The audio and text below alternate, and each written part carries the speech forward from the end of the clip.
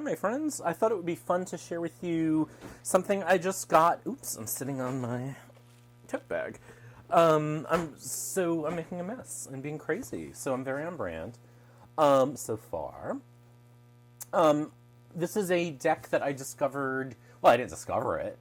It was made, and I saw it on social media. Maria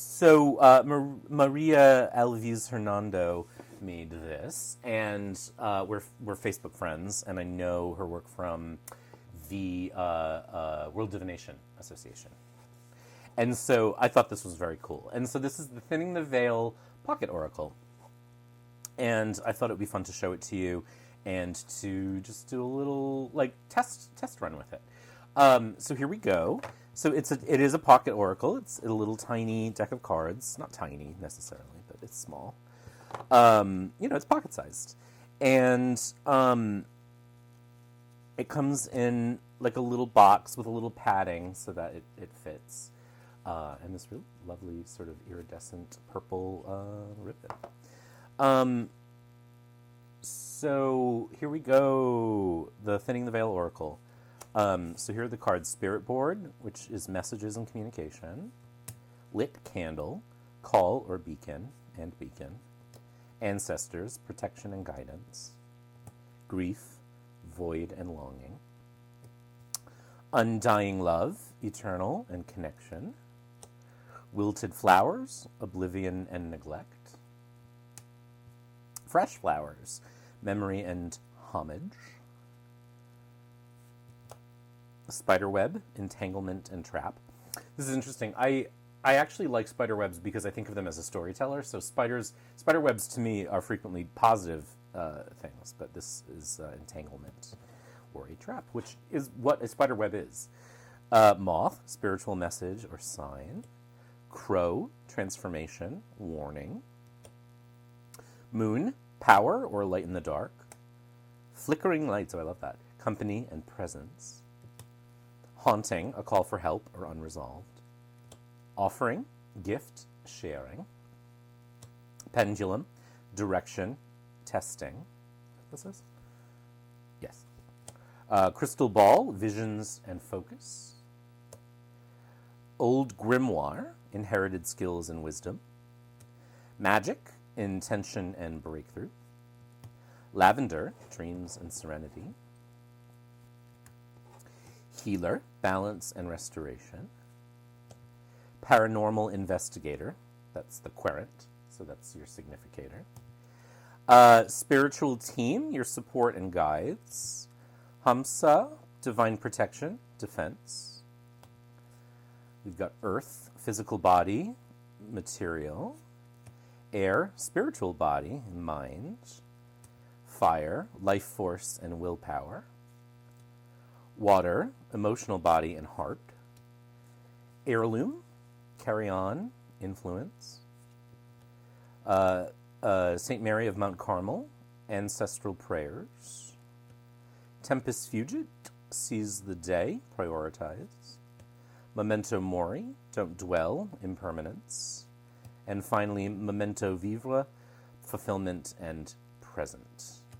So that's the deck. It is, what things should I say about it? It is linen cardstock. I'm sure it'll riffle stuffle well. It's small though, so I don't know. We'll try it. This is the very pretty back. I love that it's got kind of a vintagey feel to it. Now, I don't know if there was a larger edition to this. I am a fan of playing card size decks like this, but I didn't look. I just saw this and said, I want to get a copy. But it's nice to literally have something you can throw in your pocket. So I'm going to just use this like a Lenormand might and sort of shuffle it and find the significator card and then draw the cards around it like it were a grand tableau, kind of, so to speak. And I'm going to use the 9-card box because I know Maria actually is a fan of the 9-card box. And if you don't know her work, she's got a downloadable ebook where you can sort of learn all about the 9-card, she calls it the tableau. So I will leave her details in the description. Let's see if I can riffle shuffle this with my weird hands. Yep, you can do that.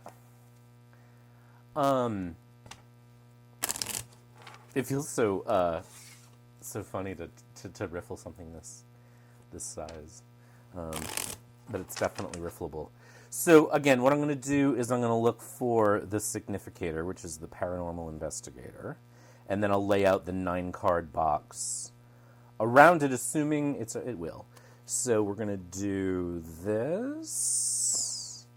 I always sort of get confused doing this, right? I'm like, where am I going?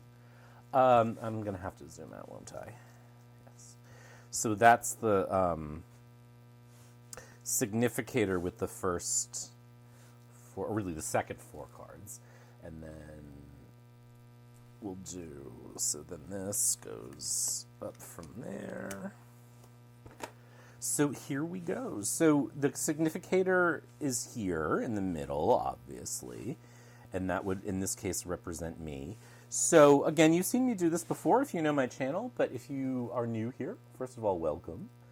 And so the way that I typically read this is I look for the card in the middle as an indicative, or not indicative, as part of the initial thesis, I call it. So I would look at this and this. Now this card doesn't really have any meaning because it's the querent. So I could leave it alone and just read, as I would a grand tableau, right? Because the sort of people cards in Lenormand don't really mean anything. But what I'm going to do in this case is I'm going to pick another card to sit on top of the significator card to give me that initial message. So I didn't cut the deck initially because I was doing that thing, but I'm cutting the deck here. So we have Earth. So the theme then of this reading becomes sort of Earth magic, because I have Earth and magic. And then what I'm thinking of here is the physical body or material, and then that's the keywords, and then into intention and breakthrough for magic. So I don't read about my own body much. So what I would say is that, for me, this is a little bit more about sort of my earthly concerns. But it could be my body. Given that the fact that there's magic, in there, that there might be some, my body might be craving some magic. And in fact, as if we look here, we have this top row, which offers magic healer and offering. So an offering to my body of magic might be healing for me. Another thing that this says, just looking at the keywords, is restoration and balance are the keywords on the healer card. So, thinking about balance in my body, and this is timely, right? Because, well, you don't know that it's right. I'm about to tell you. Like, I've been struggling in the past few months with my sugar intake. Like, I've been weird. Like, I'm not a sweets person, but just this winter, it's like, it's not even like that I want sweets. It's like, I want, like, a snack. Like, I'm snackier than normal. And so I've been thinking about, like, why am I consuming all of this sort of, garbage? Like, I'm not really a sweets person. I don't not like sweets, but this sort of feels right on point for me.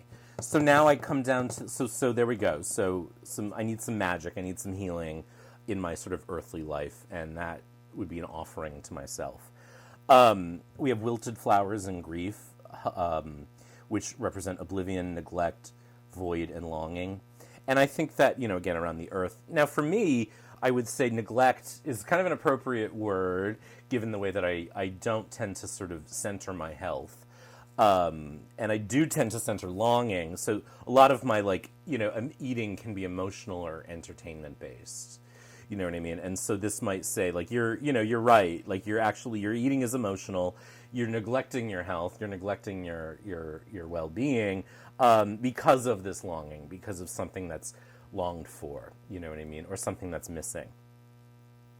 So now I would look at the bottom row. We have the old grimoire, which represents inherited skills and wisdom, air, the spiritual body and the mind, and undying love, or eternal connection. And so this is a little bit more of an interesting, or less, I guess I should say, intuitive column to me, but what it's saying essentially is that, in part, I think that the patterns I'm exhibiting are inherited.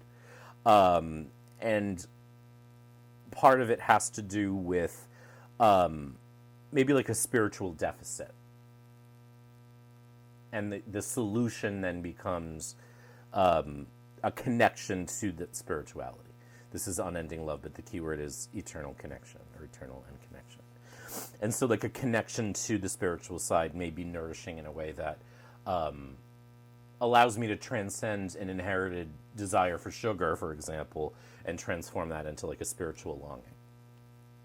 So if I now do the columns, magic, wilted flowers, and old grimoire, this to me speaks, of a generalized sort of lack of magic, a magical deficit, so to speak, a neglect of that portion of my life, that spiritual part of my life.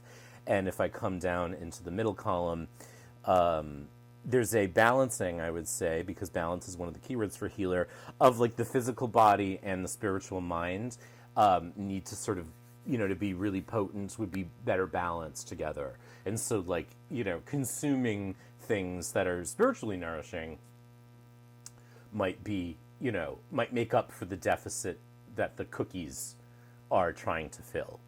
And then in the final column here, offering, grief, and unending love. The offering, so the grief's keyword is longing, which I used earlier.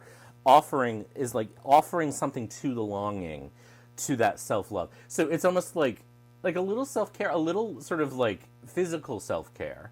An offering to the self is a good long-term sort of strategy for general well-being. And then I could do things like knighting, magic, knights to grief, old grimoire, knights to grief. So there's like a longing, if I read this backwards, for magic and for sort of an inheritance of magic, right? Spirituality. And that's true. That tracks with where I am right now. Wilted flowers, knights to offering and unending love, or undying love, rather. And so here we get a neglect of gifts and of sort of eternal love. And so, like a connection with the magic. That neglect, self-neglect isn't magical, you know what I mean? And it's worth making an offering to the self of not neglecting. What else? Knights. Air, knights to magic, spiritual breakthrough, spiritual intention, offering knights to air as well. That's not shaping me in any particular way. Healer knights to undying love. I mean, that makes sense in terms of just sort of, if you heal yourself, if you are balanced, if you are moderate in your eating, so to speak, then you are setting yourself up for kind of an eternal or longer term, health. So none of the knightings are particularly interesting, but this is an interesting reading. You know what I mean? It sort of makes sense. Like my physical being could use a little more TLC and a little more spiritual choices in my food, as well as maybe a lack of neglect of my physicality. So quite accurate. That's very me right now. That's where I am, and it's a thing that I tend to deal with anyway because I've never been particularly athletic. So we love this, don't we? This is quite charming, quite cool, and really pretty. I love black backgrounds on decks. And I like the size of this, I think it's cool. I think, it feels quite fun to shuffle this way. Do I have other? I actually do. One of my Lenormand decks that I use a lot is this thing. And it's just a little, this deck is a little wider and shorter. I cannot remember what this is called. This is just an old Lenormand that I always forget the name of. And my microphone went away. Yeah, this goes by different names, and I honestly don't know what it's called, but it's a Lenormand. Anyway, it's similar in size, and so that always is an interesting shuffle, and so this feels like one too. So anyway, quite like this a lot. This is the Thinning the Veil Oracle Pocket Edition by Maria Alves Hernando. And, there's a guidebook, too. I didn't even notice that. So, there is a guidebook that you can read to go along with it. Although, I don't know that it needs one. But, Maria's very cool, and so I guarantee that whatever's in that guidebook is interesting, and I'm going to actually read it. I wish I had seen that sooner. And what I don't want to do is put that card back in there, because I want to be able to remember to go back and read it. So there we go. Quite a cool deck, a pocket deck. Thinning the Veil Oracle by Maria Alves Hernando, and I will link her website and information in the description below. Take care, be good, and I hope to hear from you soon. Well, I don't hope to hear from you soon, but I hope you comment on this. I mean, sure, I hope to hear from you soon. Whatever. I don't know what I'm talking about. It's Thursday. Bye.